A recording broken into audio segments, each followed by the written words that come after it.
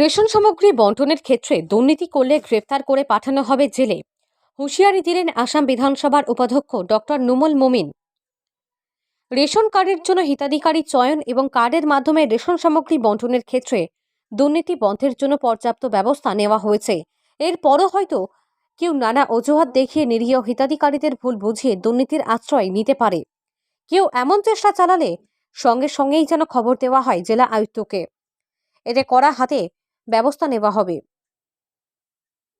যে বা যারা দুর্নীতির আশ্রয় নিতে চাইবে তাদের গ্রেপ্তার করে পাঠানো হবে জেলে। এক্ষেত্রে বিজেপির কোনো নেতাকর্মী হলেও রেহাই মিলবে না, জেলে যেতে হবে তাকেও। চড়াসড়ে এমন হুঁশিয়ারি দিয়েছেন আসাম বিধানসভার উপাধ্যক্ষ ডক্টর নুমুল মুমিন। মঙ্গলবার শিলচর টাউন ক্লাব মাঠে রেশন কার্ড বিতরণী অনুষ্ঠানে মুখ্য অতিথি হিসাবে বক্তব্য রাখতে গিয়ে তিনি এভাবে হুঁশিয়ারি দিয়ে বলেন, সরকার জিরো টলারেন্স নীতি নিয়ে চলছে। এই পরিস্থিতিতে কেউ দুর্নীতির আশ্রয় নিলে তাকে রেহাইয়ের কোনো প্রশ্নই ওঠে না।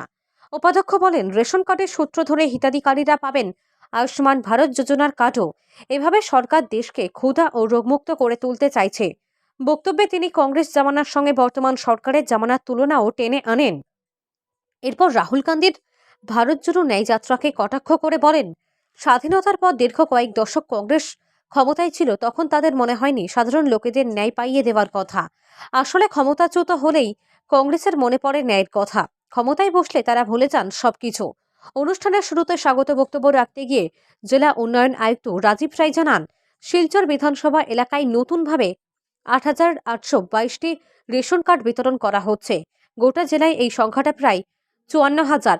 অন্যান্যদের মধ্যে বক্তব্য রাখেন শিলচরের সাংসদ ডক্টর রাজদীপ রায়, বিধায়ক দীপায়ন চক্রবর্তী সহ অন্যান্যরা।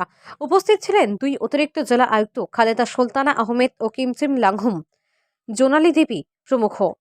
অনুষ্ঠানে হিতাধিকারীদের মধ্যে 10 জনের হাতে আনুষ্ঠানিকভাবে তুলে দেওয়া হয় কার্ড। পরবর্তীতে বাকিদের মধ্যে রেশন কার্ড বিতরণ করা হবে বলে জানিয়েছেন খাদ্য ও অসামরিক বিভাগ। তিনি না হলে এই উত্তর পূর্বাঞ্চল আমরা বাংলাদেশে সামিল হতো। সেই নেতাজি হলো সুভাষচন্দ্র বোস। উনির জন্মদিনে আপনার সবাইকে অভিনন্দন জ্ঞাপন করেছি। সেই নেতাজি সুভাষচন্দ্র বসু 1938 আসামে এসেছিল। 15 দিন তিনি আসামে অনেক জায়গায় বেড়াইছিল। আর গোপীনাথ বরদলৈকে তিনি আসামের প্রধানমন্ত্রী নিযুক্ত করলেন। আর সেইটাই দিন ছিল যে আমরা বাংলাদেশ সিলেটে সামিল হওয়ার যেটা পরিকল্পনা করেছিল শহীদ সাদুল্লাহ প্রধানমন্ত্রী ছিল ওই সময়। সেই পরিকল্পনা নেতাজি সুভাষচন্দ্র বোস, আমার নেতাজি, বন্ধ করে দিয়েছে। আর সেদিন থেকে আমার সূর্যোদয় হয়ে গেছে। আর আমরা উত্তর পূর্বাঞ্চল ভারতের সঙ্গে আছি। বিধানসভা সমষ্টিৰ অন্তৰ্গত ইয়াত আমি শিলচৰ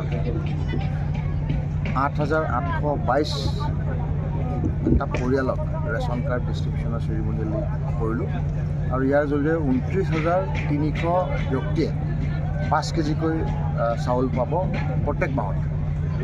আৰু এটা বৃহৎ সফলতা মুখ্যমন্ত্ৰী ডক্টৰ হিমন্ত বিশ্ব শৰ্মা ডাঙৰীয়াৰ নেতৃত্বাধীন চৰকাৰখনৰ, যে আমি ইতিমধ্যে 2 কোটি লোকক সামৰি লৈছিলোঁ। আৰু এই 16 তাৰিখৰ পৰা আমি 24 তাৰিখলৈকে আৰু 40 লাখ জনগণক সামৰি ল'ম।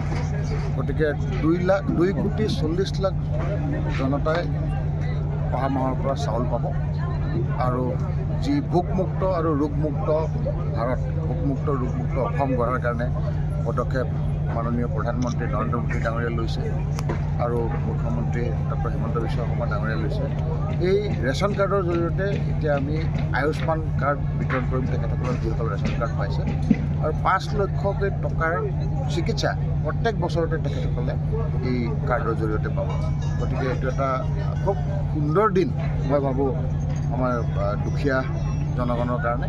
তেখেতসকলে আজি এই কাৰ্ডৰ জৰিয়তে চাউলো পাব, এই কাৰ্ডৰ জৰিয়তে আয়ুষ্মান ভাৰতো কাৰ্ড পাব, উজ্জ্বলা গেছো এই কাৰ্ডৰ জৰিয়তে পাব আৰু তেখেতসকলে নিজক স্বাৱলম্বী কৰি তুলিবলৈ কাৰণে সুবিধা হ'ব আৰু নিজৰ শৰীৰ ৰোগৰ পৰা মুক্ত কৰি ৰাখিবলৈ কাৰণে এটা খুব সুন্দৰ তেখেতসকলে অপৰচুনিটি পাইছে। মই তেখেতসকলক সকলোকে কংগ্ৰেচুলেট দিছোঁ। প্ৰধানমন্ত্ৰী নৰেন্দ্ৰ মোদী ডাঙৰীয়া আৰু ডক্টৰ হিমন্ত বিশ্ব শৰ্মা মুখ্যমন্ত্ৰী ডাঙৰীয়ালৈ মই ধন্যবাদ জ্ঞাপন কৰিছোঁ আৰু শিলচৰবাসী ৰাইজলৈও মই অভিনন্দন জ্ঞাপন কৰিছোঁ। লগতে বিধায়ক আছে দিব্যায়ন চক্ৰৱৰ্তী ডাঙৰীয়া, সাংসদ ৰাজদীপ ৰয় ডাঙৰীয়া, তেখেতসকলকো মই ধন্যবাদ দিছোঁ। সুন্দৰকৈ তেখেতসকলে দুখীয়াৰ দুখ দূৰ কৰিবলৈ কাৰণে আগবাঢ়িব বুলি ভাবিছোঁ। ফিংগাৰ প্ৰিণ্ট দিয়াৰ সময় একটা ই-ফোর্স মেশিন আছে, এই মেশিনে প্রিন্ট হবে আর প্রিন্টে দেখা যাব কত আছে। হ্যাঁ, অনেক সময় জনগণের কমপ্লেন করে আর আমি কমপ্লেনটা শোনার পর এই রেশন ডিস্ট্রিবিউট যে করে উনি বলে না না আমরা তো দিয়েছি 5 কিলো, 100 গ্রামও আমি কম করিনি। এই রিসিপ্টটায় প্রমাণ হবে, যদি এই রিসিপ্টটায় 4.5 কিলো চাউল দিছে আমি অ্যাকশন নেব, ডাইরেক্ট অ্যারেস্ট। হ্যাঁ, অফিসারের সঙ্গে বা পুলিশের সঙ্গে এমএলএর সঙ্গে আসতে উনি ভয় পায়।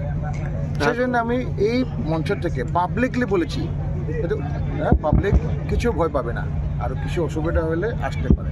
স্যার, অনেক সময় দেখা যায় যে রেশন ডিলাররা বলেন যে আমাদের খরচা বাবদ টাকা কম আসে, যার জন্য আমাদের আধা কেজি বা 1 কিলো করে আমাদের চাউল কমাতে হয়। এই বিষয়ে কি করা হবে তখন? আপনার প্রশ্নের আনসারটা সেই দিয়ে দিছে, ঠিক আছে? এটা জয়েন করে কমপ্লেন দিলে হয়। আমার এমএলএ বাবু আছে, পাবলিক রিপ্রেজেন্টেটিভ, পুলিশ, আমি গম পাইলে হ'ব। কমপ্লেন না দিলেও আমি এরেস্ট করব। মানে আপুনি কৈছে zero tolerance on even ration. Yes, যি কৰাপশ্যন থাকক, অকল ৰেচন বুলিয়ে নহয়। অৰুণোদয় যদি কোনোবাই পইচা লৈ পেলাই অৰুণোদয় ফৰ্ম দিব গৈছে তাকো এৰেষ্ট কৰিব। জিৰ' টলাৰেঞ্চ এগেইনষ্ট কৰাপশ্যন, অকল এইটোৱে নহয়। আৰু যদি ইয়েস, আমাৰ চৰকাৰ ইজ প্ৰম্পট ইন একশ্যন। বহুত এনকাউণ্টাৰো হৈছে এই চোৰ চাপতি ডকাইত মাফিয়াৰ এগেইনষ্টত। গতিকে with them care against this culprit, will take action them with those wall culprit. এটা পৃথিবী নেই, এই জায়গাটা ভালো মানুষের হইতে লাগে, তাই নি? ভালো মানুষের হইতে লাগে, এটা ভালো কাজ হইতে লাগে। আমরা চাই সমস্ত জায়গায় ভালো কাজ হয়, সেই জন্যই সেইটা ওয়ার্নিং আমি দিয়েছি। আপনারাও হেল্প করুন। আপনারা নিউজটা বানায়া 10,000 5,000 টাকা পায়া নিউজটা বন্ধ করে দিলে সেইটা তো ঠিক হবে না। আপনারাও কেস ফাইল করবেন, এফআইআর আপনারাও দিবেন যদি এইগুলো পায়। তো আপনারাও একটা, আমি মোদিজি কি বলেছেন, সবকা সাথ সবকা বিকাশ সবকা বিশ্ব সবকা প্রয়াস, আপনারাও প্রয়াস করতে লাগবে। আপনারও সহযোগ মোদিজি রিকোয়েস্ট করেছে, সবাই সহযোগ করলে আমরা দেশটা বিশ্বগুরু হতে পারি।